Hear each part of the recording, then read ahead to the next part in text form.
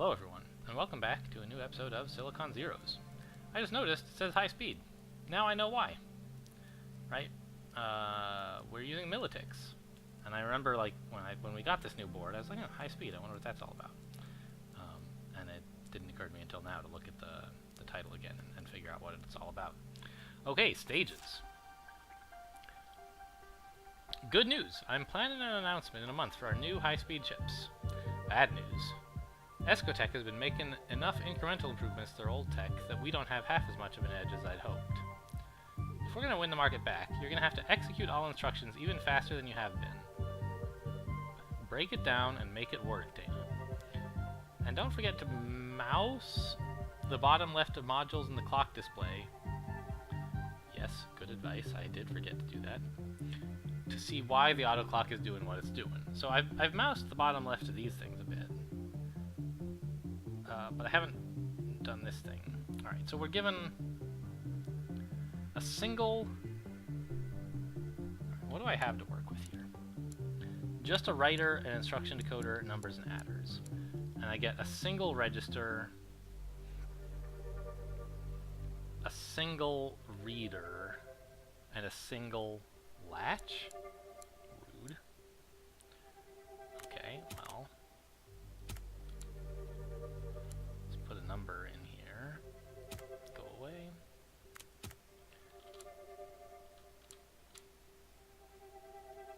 And put our adder in here as always. How about like this?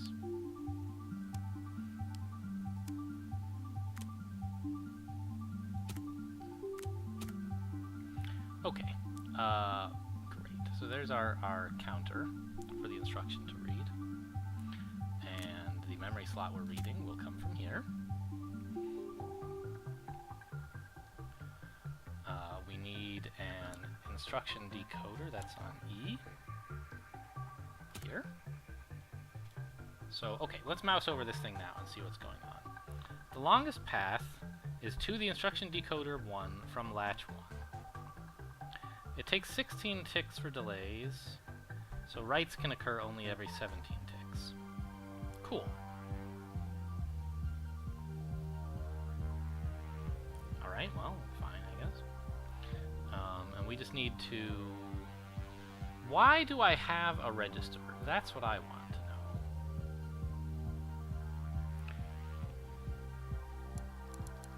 All of these are 0 mems, so it's hard to see what I would need a register for. I can just feed this directly into the writer, I think. Give me a writer. Memory slot, we can plug into destination. And to write, I guess I need another number. Let's give it a 0. Wire it up. It's probably a little bit nicer this way, right? So I don't know what this is for yet. The longest path takes 28 milliticks. I see. So this is teaching me about pipeline stages. So the problem is that we could just do this. Every clock cycle, read a value,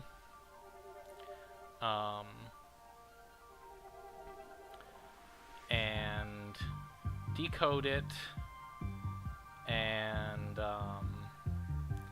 and then send it to a writer, right? And then at the start of the next cycle, read a new thing. But that takes a long time because we have to wait for every step. Every instruction we have to wait for the whole pipeline to finish. Well, not just modern CPUs, but even quite ancient CPUs, they didn't want to wait all this time. And so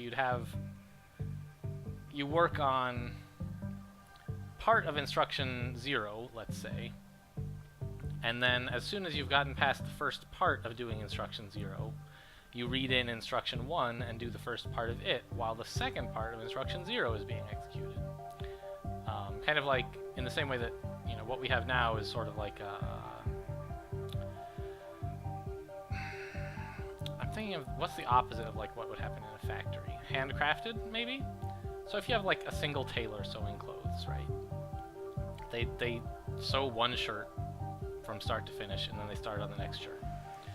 And it takes, you know, a long time. But if you had, say, 100 tailors, you know, maybe just 5, right? 2 of them make sleeves and... Okay, 3. And the third one makes the middle. I don't know what's in a shirt, but let's imagine that you can just sew together some shirts, right? Some sleeves.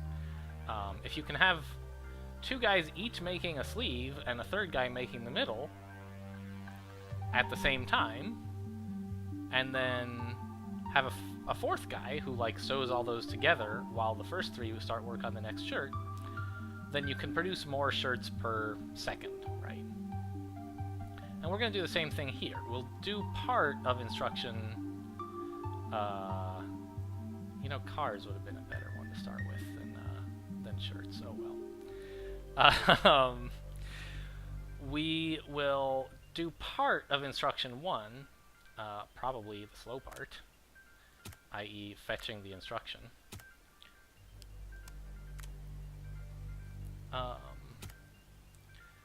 And then put that into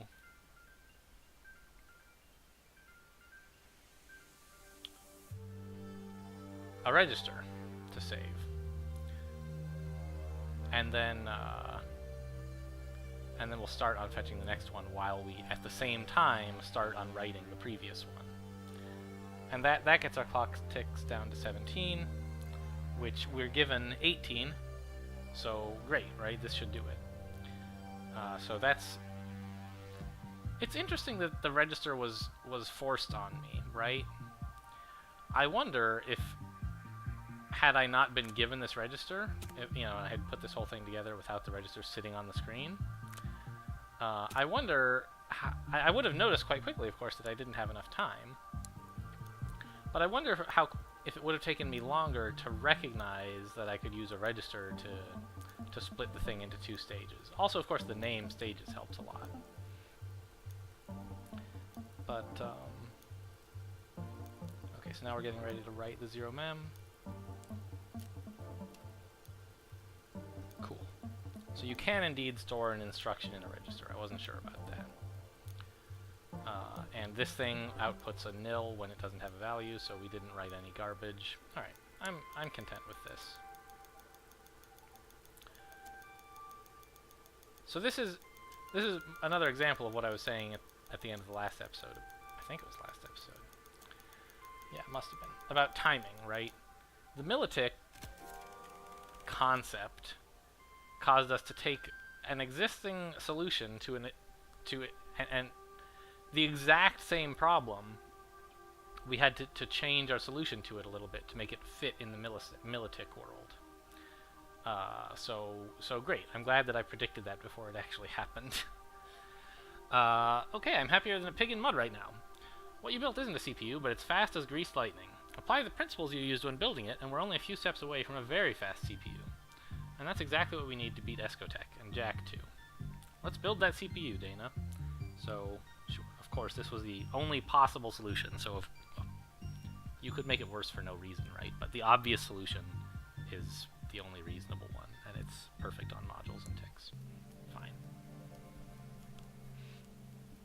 Now if you go to products or fast 2, what do you guys think? Let's try products. Remember when Fred gave you that useless multiplier module a while back? That's rude. Useless. I think I found a use for it. Starting at memory slot number 1, replace each slot by multiplying them with all earlier values. Okay. So we'll have a register, I guess, storing the cumulative product so far. These values get pretty large. Okay. And then each instruction will read a thing.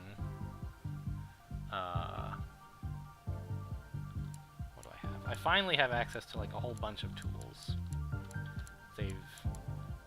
They've taught me about like the basic principles and are not hamstringing me this much. Now the question is probably going to be like doing it efficiently, and having a lot of tools available to do that with is kind of interesting. Anyway, okay, so we want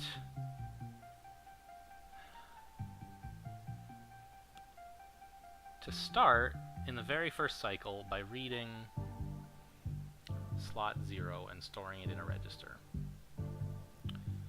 Okay, well, let's grab our handy dandy clock, and we need a register, probably with just one thing.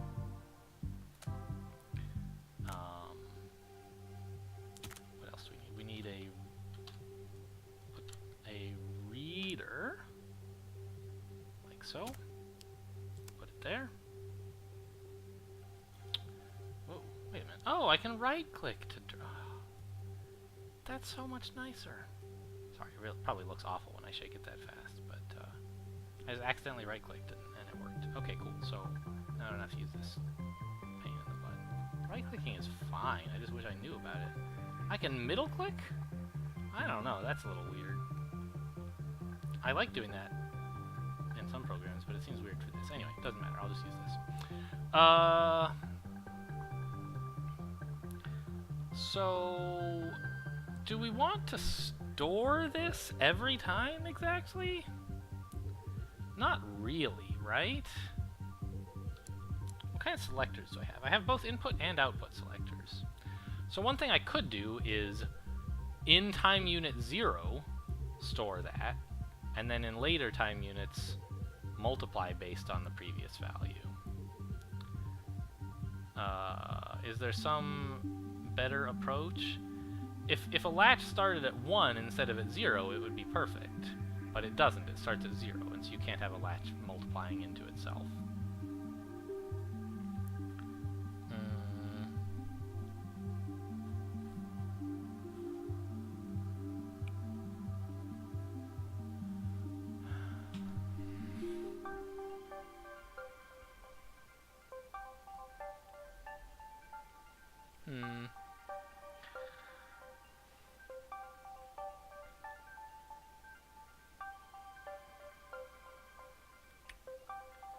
I think it's probably useful to have an input selector there, where yeah, right? Because like, how else can we possibly initialize this to a value read either from 1 or from memory? And then later, instead of just using that same path, have it go through a multiplier. I don't think we can without an input selector. So let's put that input selector in place and feed it to this register. We'll use the clock cycle as the selector. In input 0, what are we going to write there? We'll write the value from memory.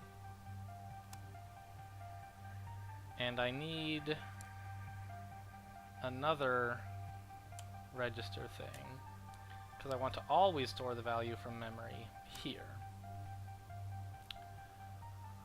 Actually, maybe it's a little... Yeah, no, that's the right way to do it. Okay. So this is going to be...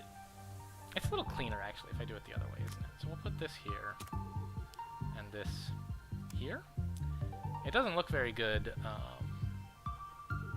in terms of the wiring on this side, but since there's going to be a writer on the other side, I don't know. I think it's nice. Anyway,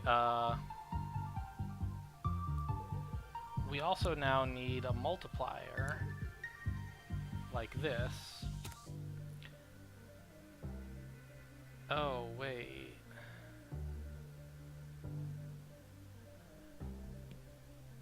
The clock cycle. If we use an input selector here,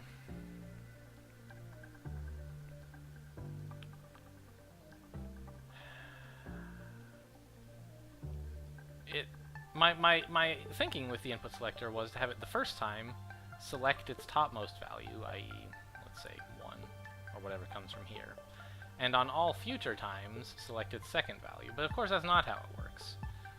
If this input selector points to a thing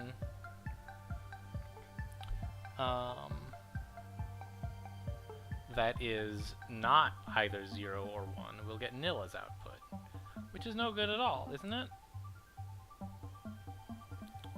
We need something that outputs a 0 at time unit 0.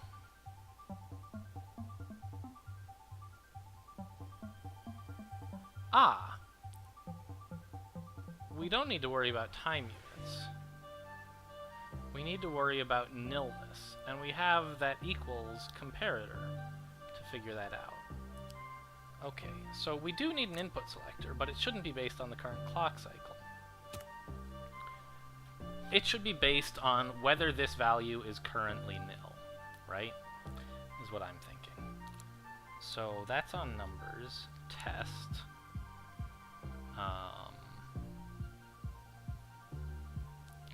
So here. If this value was equal to nil, then we will output a 1.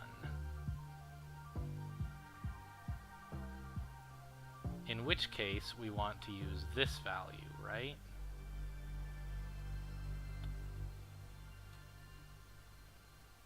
Yes. So like so. And then we need this one to go here, and that's the 0. Use this to select an output. Okay, now.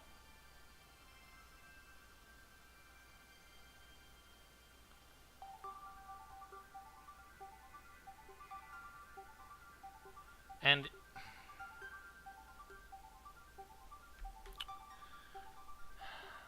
where are we doing the multiplication?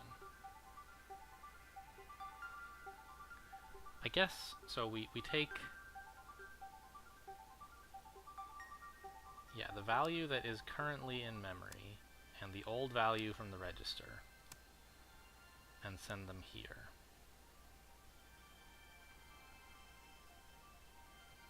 Wait. And we want, no, it's this one.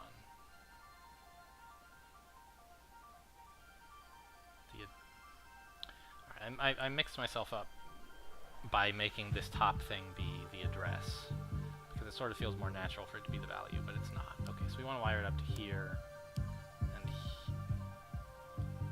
yeah, there. So this is the currently stored value.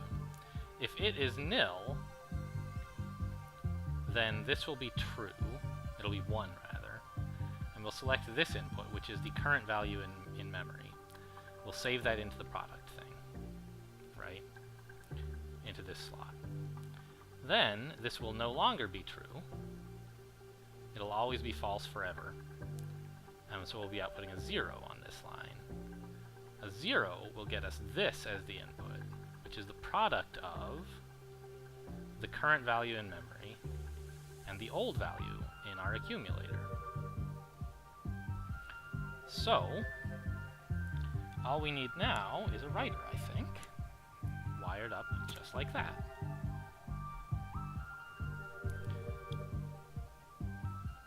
Seems okay. How are we for time? 25 ticks. We're given 22 per value plus 22 slack.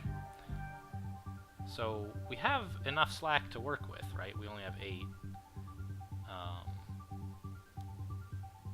Actually, this might not be fast enough.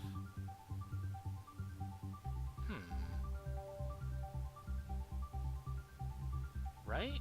Because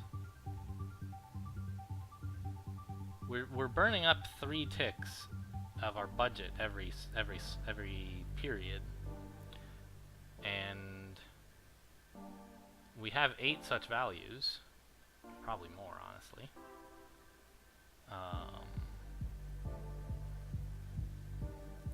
So we'll be burning up 24 ticks in our budget. Okay, so this will be interesting.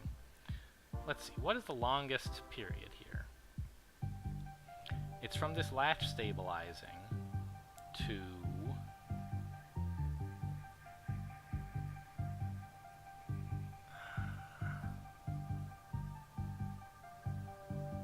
Wait, why are these all in the path?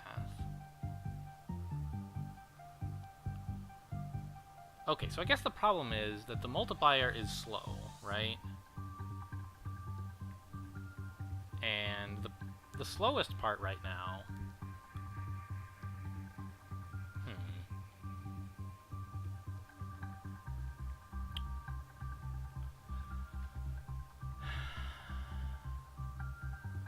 So what parts of this are optional?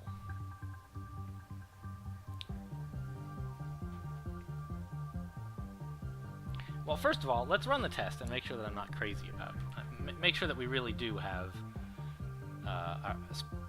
spent too much time.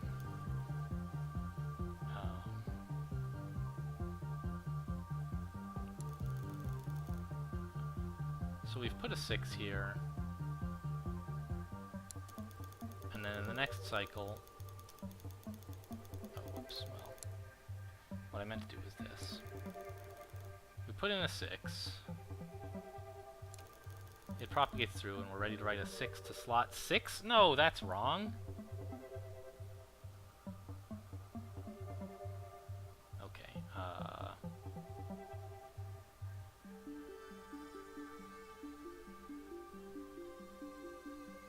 where is this getting fed from? It's getting fed from here, but that's wrong. It should be getting fed from here.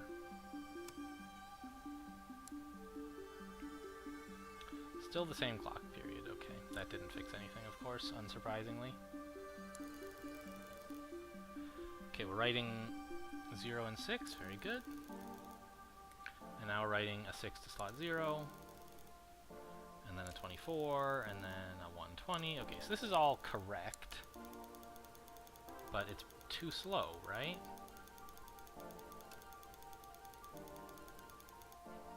Yep. Okay. So if we could trim 3 ticks out of this, we would be good.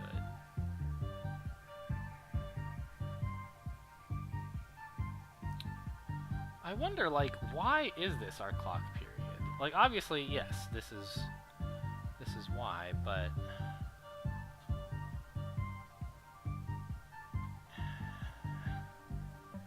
Why does the latches... Okay, let's add up all these numbers, right? Does this actually come out to the thing? It's like, okay. The longest path is between register 1 from latch 5. Once latch 5 updates... I don't really think latch 5's propagation delay should matter. It should only be 20... No, that's... Okay, it's right, yeah. So it's this 12 plus 8 is 20, and these 2... is 24. Plus 1 is 25. This 2 doesn't matter. Because that happens at the end of the previous cycle, not the beginning of the next. So this stuff... Yeah. Okay. So do we need to get down to exactly 22? I think so. Which is a bit challenging, really.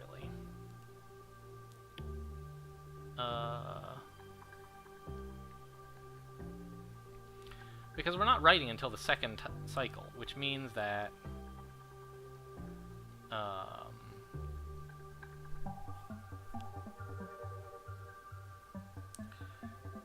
we need sort of one extra clock period to do things. If we were at 23, we wouldn't be able to say, oh, we're amortizing our single microtick of extra cost over these 8 inputs, and we have 22 to spare. We don't actually have 22 to spare at all, because we're spending a whole extra clock period buffering this.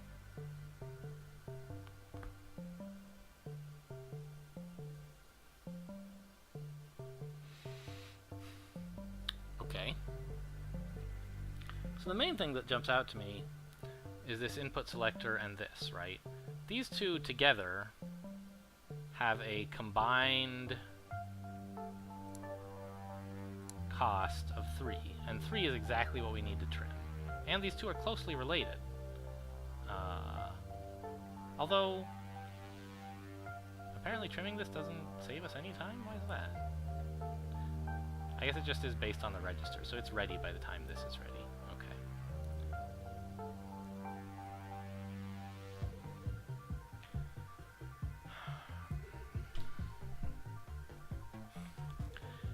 So, what do you get if you multiply nil by 5, let's say?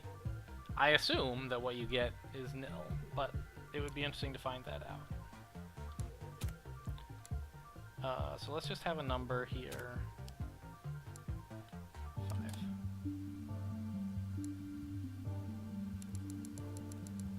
It stabilizes and you get nil. Okay.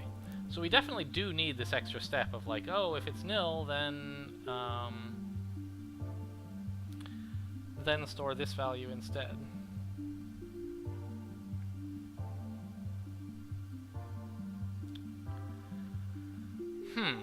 So, ideally, I would like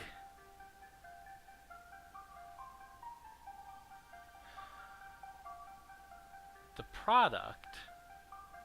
So, okay, here's the problem, I think, is that the two slowest parts of the machine are in the same place. This product is very slow, and it's in the same critical path as the reader. But what if we could move the product onto the other side of the register? Right? Then it's still paired with a 12, but it's not paired with a bunch of 2s that are also on the path. We could have the...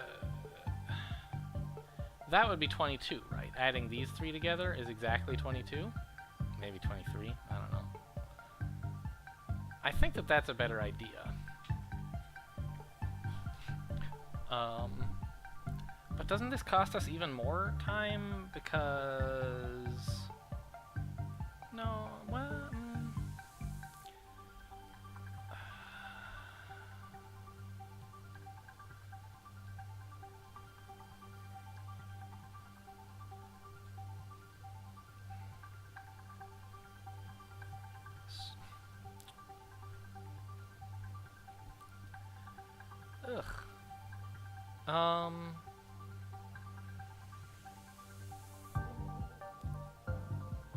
Okay, maybe the problem I'm having is that I'm trying to save space in the register, right? I'm saying, well, of course, we need to multiply the current value that we've read in memory with the previous value that we just wrote. And therefore, you need to wait for the value to be read from memory before you can start multiplying. But, I think that if we just have a third value in this register, we can store the previous value that we wrote and the previous value that we read and multiply them later. I'm not so sure on the details, but I think that that's the right kind of fix. So, how does that work?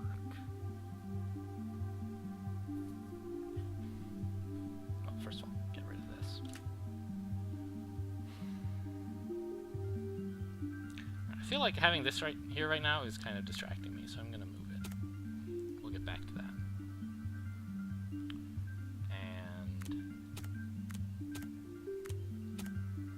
Get rid of this multiplier. I want a different multiplier, please. One that... obviously, it's going to be the same, but I don't want to be distracted by, like, what was previously in it. So what I'm thinking is we store here the slot we're writing to.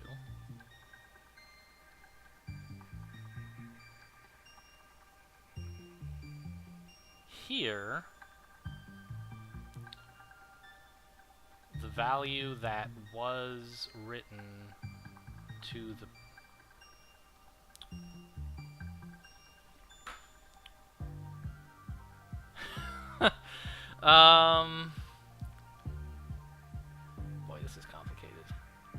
Alright, let's tear apart some more stuff. Get out of here. Yeah, you two. These wires, you're gone. So what I'm thinking is, we want as much of the work as possible to happen on the right side of this register. We want the left side to be just dumping whatever data is useful in here, right? So, what is useful? Well, thing one, we definitely need a memory slot. Cannot argue with that. Let's put it here. Thing two, we want the value. Yeah, the value that we read from that memory slot, right? Now, thing three is the previous product, right? So let's leave aside for the moment the question of how we actually populate this value. What I want to do is build the right-hand side of this register for now, which looks something like this. Take these two, the previous value that we wrote, and the previous value that we read, multiply them, and write them to this address, right? And then furthermore, pipe this back to be fed into this register. So let's see, where's my... I think this makes sense now. Let's take my output selector. No. Take... also... do we need an adder here? I guess not. The first thing we write can go to output 0. Yeah, okay. We just need the input selector like we had before. Like so. First input is going to be 1, not the memory thing. Oops. Goes here, of course. Well, actually, which of those does it go to?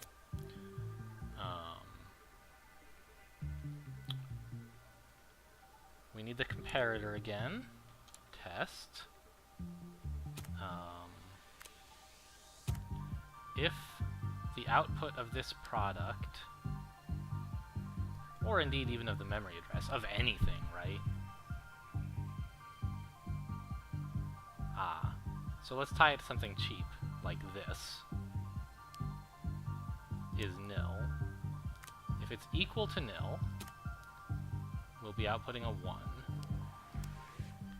which means we need this in output 1, and otherwise we need this. Look at that, 21. I'm looking here, by the way. So that seems like the right time constraints, as long as we are still correct. Which I think we are. Let's see what happens. So this has stabilized to outputting a 1, which means we're initializing our previous value to 1. The reader is going off, and it's just stabilized and is now sending a 6 here, which has now stabilized. But we're still in the middle of the clock cycle because we're waiting for this writer, even though we don't need it. It's going to stabilize to writing nothing, but we have to wait for that to happen. Okay, so in the first cycle we do nothing. Fine. Now these are all initialized. We previously wrote, I'm making air quotes with my fingers here for you, a 1, and we previously read from here a 6, so we're going to multiply those two together to decide what to write, and the slot to write it to is 0. So I think this is correct. Right, we're writing a 0 to slot 6. Oops, go back. And we're about to say, yes, we just wrote a 6, and we need to multiply it by 4 and store the result in memory unit 1. Great! Okay, I think we're done here. That was fun. I wonder why it felt more obvious to me to put the multiplier on the left side as opposed to the right. I guess because it wasn't obvious yet that I was going to need two values in the register. It was like, oh, just like need one thing, the value to write, or the value that you read and what you should multiply it by. And one of those is already in memory. Why put it in a register, right? Well, the reason is because reading from memory is slower than reading from a register. Makes sense, but wasn't obvious, so that was a good lesson. Thanks! I've been looking for a way to crunch our spreadsheets faster. Hook your machine up in parallel to another CPU and we should be set. Not too many numbers going through those spreadsheets right now, but Carol seems sure that'll change soon enough. I guess we're not making enough sales is what she's saying? Alright. Cool. That was fun. So, and it definitely took a while, so we are out of time for this episode. Thanks for watching, and I'll see you next time.